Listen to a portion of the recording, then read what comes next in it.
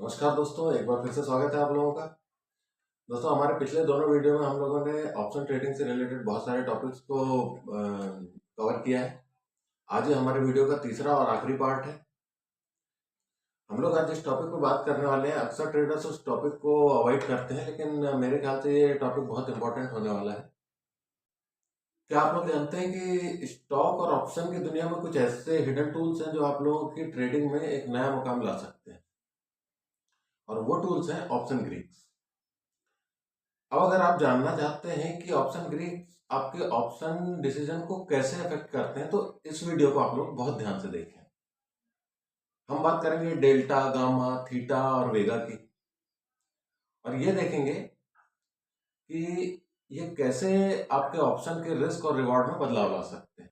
तो option Greeks को समझना इसलिए भी जरूरी है क्योंकि ये आपके ऑप्शन ट्रेडिंग में रिस्क और रिवॉर्ड को समझने में मदद करते हैं। इनको समझकर आप मार्केट के मोमेंटम को प्रेडिक्ट कर सकते हैं और अपने इन्वेस्टमेंट डिसीजन को आप ज़्यादा इन्फॉर्म्ड बना सकते हैं। तो चलिए डिटेल में समझते हैं क्या होते हैं ऑप्शन ग्रीक्स।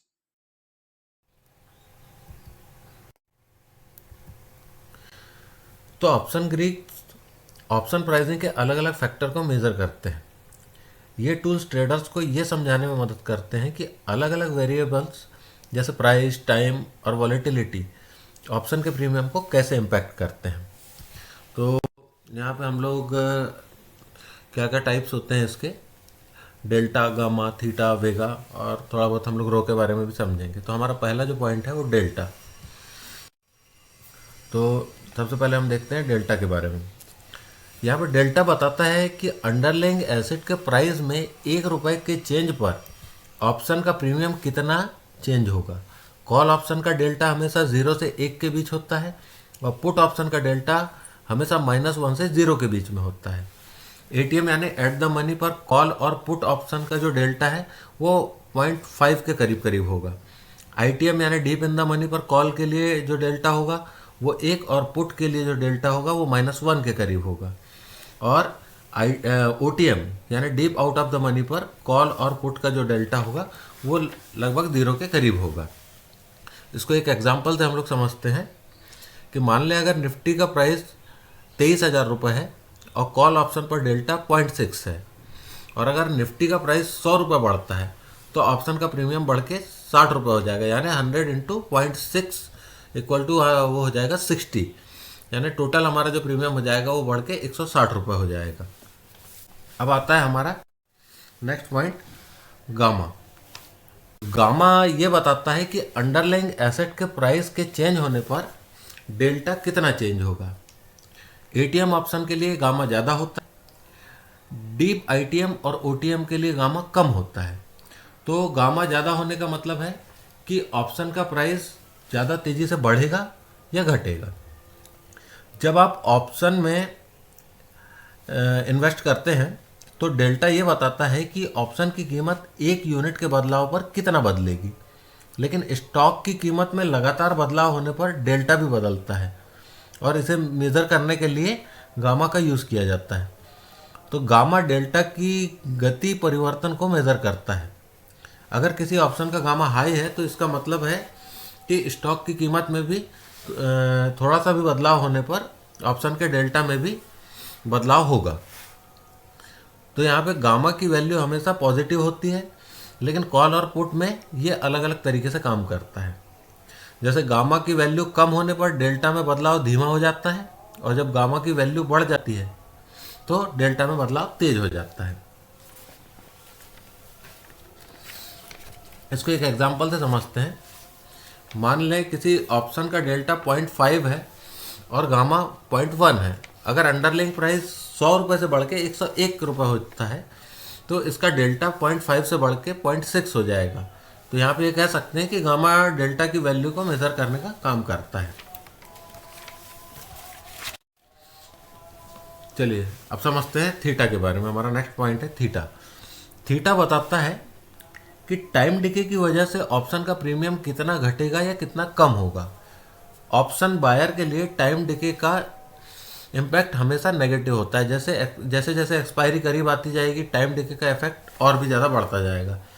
तो और एटीएम पर थीटा का जो इफेक्ट रहता है वो सबसे ज़्यादा होता है। यहाँ पे थीटा ये बताता है कि एक ऑप्शन की कीमत हर दिन कितनी बदलती है, जबकि बाकी सब चीज़ें कांस्टेंट रहती हैं, खासकर समय के साथ। क्योंकि यहाँ पर ऑप्शन के लिए एक फिक्स टाइम लिमिट होती है, और जैसे जैसे टाइम ख़त्म होते जाता है ऑप्शन की कीमत कम होती जाती है, जिसको हम लोग टाइम डिके कहते हैं। इसको हम लोग एक एग्जांपल से समझेंगे कि मान के चलिए कि आपने एक कॉल ऑप्शन खरीदा है 110 रुपये की स्ट्राइक प्राइस पे। इसका अंडरलाइंग प्राइस मान के चलिए 100 रुपये है, और एक्सपायरी इसके 30 दिन बाद की है, और इसके लिए हमने जो प्रीमियम पे किया है वो है 5 रुपये। और इस कॉन्ट्रैक्ट को अगर हम लोग मान के चलिए कि 10 दिन होल्ड करते हैं, तो नेक्स्ट 10 दिन में अगर स्टॉक की कीमत अगर बढ़ती नहीं है, वो वहीं पे कांस्टेंट रहती है, 100 रुपये से 100 रुपये पे ही बनी रहती है, तो ऑप्शन की जो वैल्यू है वो लगभग 3 रुपये तक गिर सकती है। अगर हम ये मान लें कि उसकी वैल्यू 3 रुपये गिर गई, तो आपके जो लॉस होगा वो 2 रुपये का लॉस होगा। मतलब आपके प्रीमियम पे आपको 40% का नुकसान होगा, चाहे उसकी कीमत बदले चाहे ना बदले। इसके बाद मान के चलिए कि हम लोग 20 दिन और स्टॉक को होल्ड करके रखते हैं, और उस कॉन्ट्रैक्ट को होल्ड करके रखते हैं, तो अब जो टाइम डे के होगा वो और तेज़ी से काम करेगा। तो हम ये मान लेते हैं कि ऑप्शन की जो वैल्यू है वो 1 रुपये और गिर जाती है, तो हमारा टोटल जो नुकसान हो जाएगा वो 4 रुपये का नुकसान, मतलब हमारे प्रीमियम पे लगभग हमको 80 रुपये का नुकसान हो गया। अब इसके बाद हम ये मान लेते हैं कि हम लोग एक्सपायरी तक अपने कॉन्ट्रैक्ट को होल्ड करके रखते हैं, और कीमत वही बनी रहती है 100 रुपये पे ही। तो क्या होगा कि एक्सपायरी के बाद हमारे जो ऑप्शन की जो वैल्यू होगी वो ज़ीरो हो जाएगी, यानी हमारा पूरा जो प्रीमियम है वो ज़ीरो हो जाएगा, वो 5 रुपये पे ही 5 रुपये से ज़ीरो हो जाएगा। इसके बाद हम समझते हैं वेगा। वेगा क्या होता है? तो वेगा हमें बताता है कि मतलब एम्प्लॉयड वॉलेटिलिटी के चेंज होने से ऑप्शन का प्रीमियम कितना बदलेगा। वैसे वेगा हमेशा पॉजिटिव होता है कॉल और पुट दोनों ऑप्शन के लिए। वेगा ये बताता है कि अगर स्टॉक या एसेट की वॉलेटिलिटी बढ़ने या घटने पर ऑप्शन के प्राइस में कितना बदलाव होगा। अब यहाँ पे वॉलेटिलिटी का मतलब है कि स्टॉक के प्राइस कितनी तेज़ी से ऊपर या नीचे हो रहा है। तो वेगा का इफेक्ट एटीएम ऑप्शन पर ज़्यादा होता है। इसको हम लोग एक एग्जांपल से समझते हैं कि मान के चलिए कि एक हमने कॉल ऑप्शन लिया जिसका प्रीमियम 10 रुपये है, और उस पर वेगा की जो वैल्यू है वो 0.15 है। अब मान के चलिए कि मार्केट में वॉलेटिलिटी बढ़ती है और वो 2% इंक्रीज़ होती है। तो अभी करंट टाइम में अगर मान के चलिए कि 20% अगर इसकी वॉलेटिलिटी है, तो ये बढ़ के हमारी 22% इंक्रीज़ हो गई। तो यहाँ पर हमारा जो ऑप्शन का जो प्रीमियम है वो हमारा वेगा है 0.15 इंटू 2% इक्वल टू ये आपका हो गया 0.30, यानी 30 पैसे हमारा जो प्रीमियम है वो इंक्रीज़ हो जाएगा यहाँ पे। और इसके जस्ट अपोजिट क्या होगा कि अगर मान के चलिए वॉलेटिलिटी 2% डिक्रीज़ होती है, तो हमारा जो अभी 20% जो हमारा वॉलेटिलिटी है वो घट के 18% डिक्रीज़ हो जाएगी। तो हमारा जो प्रीमियम है वो 30 पैसे डिक्रीज़ हो जाएगा, यानी 30 पैसे कम हो जाएगा। अब इसके बाद हम समझते हैं, हमारा आखिरी पॉइंट है रॉ। रॉ बताता है कि इंटरेस्ट रेट के 1% चेंज होने पर ऑप्शन का प्रीमियम कितना चेंज होगा। रॉ का इफेक्ट ज़्यादातर लॉन्ग टर्म्स ऑप्शन पे होता है, यानी कॉल ऑप्शन के लिए रॉ पॉजिटिव होता है, या हम ये कह सकते हैं कि इंटरेस्ट रेट बढ़ता है तो प्रीमियम भी बढ़ते जाता है। और पुट ऑप्शन के लिए रॉ नेगेटिव होता है, तो यहाँ पे हम कह सकते हैं कि इंटरेस्ट रेट बढ़ता है तो प्रीमियम कम होता है। अब यहाँ पे हम लोग एग्जांपल से समझते हैं कि मान के चलिए एक कॉल ऑप्शन हमने लिया जिसमें रॉ की जो वैल्यू है वो 1.1 है। तो मान के चलिए कि यहाँ पे 1% अगर इंटरेस्ट रेट इंक्रीज़ होता है तो ऑप्शन का प्रीमियम 0.1 इंटू 1% हो जाएगा, यानी 0.1% हमारा जो प्रीमियम है वो इंक्रीज़ हो जाएगा। और यही पुट ऑप्शन में अगर हम देखेंगे तो रॉ की वैल्यू अगर -0.15 है तो यहाँ पे वैल्यू माइनस में काउंट होती है पुट ऑप्शन के लिए। तो जो हमारा इंटरेस्ट रेट मान के चलिए 1% इंक्रीज़ होगा तो ऑप्शन का प्रीमियम सेम -0.15 इंटू 1% के बराबर -0.15 डिक्रीज़ हो जाएगा। तो ये वैसे रॉ का यूज़ लॉन्ग टर्म और स्टॉक ऑप्शन जो हम लोग लंबे टाइम के लिए इन्वेस्ट करते हैं, तब उसमें थोड़ा बहुत उसमें इफेक्ट आता है।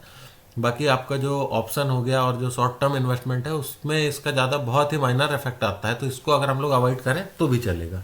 तो ये हमारे पांचों पॉइंट यहाँ पे कवर हो जाते हैं।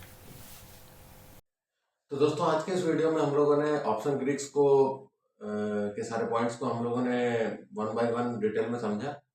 तो मुझे लगता है कि जो भी इंफॉर्मेशन है आप लोगों को ठीक से समझ में आई होगी। बाकी के जो भी आपके डाउट्स होंगे या जो भी आपके इस वीडियो को लेके ओपिनियन होंगे, आप लोग कमेंट बॉक्स में ज़रूर लिखें। और इसके साथ ही हमारे पिछले वीडियो के सारे पॉइंट्स और आज ऑप्शन ग्रीक को मिला के लगभग लगभग ऑप्शन ट्रेडिंग से रिलेटेड जो भी बेसिक पॉइंट्स हैं वो हम लोगों ने लगभग कवर कर लिए हैं। इसके बाद हम लोग नेक्स्ट वीडियो से कुछ टेक्निकल एनालिसिस को लेके हमारे कुछ टॉपिक्स रहेंगे और सारी चीज़ों को, जिसमें कैंडल स्टिक और कुछ पैटर्न्स और भी बहुत सारी ऐसी छोटी छोटी चीज़ें हैं जिनके बारे में हम लोग एक एक करके डिटेल में समझेंगे। तो दोस्तों अगर ये वीडियो पसंद आया हो और ऐसा लगा हो कि कुछ इससे आप लोगों को इन्फॉर्मेशन मिली हो या इससे कुछ आपको फ़ायदा हुआ, तो आप लोग प्लीज़ लाइक शेयर और सब्सक्राइब करें। बेल आइकन को जरूर दबा दें ताकि आगे आने वाले जो भी वीडियो की नोटिफिकेशन है वो आप लोगों को टाइम पे मिल सके। तो इसी के साथ इस वीडियो को यहीं पे एंड करते हैं। बहुत बहुत धन्यवाद। नमस्कार।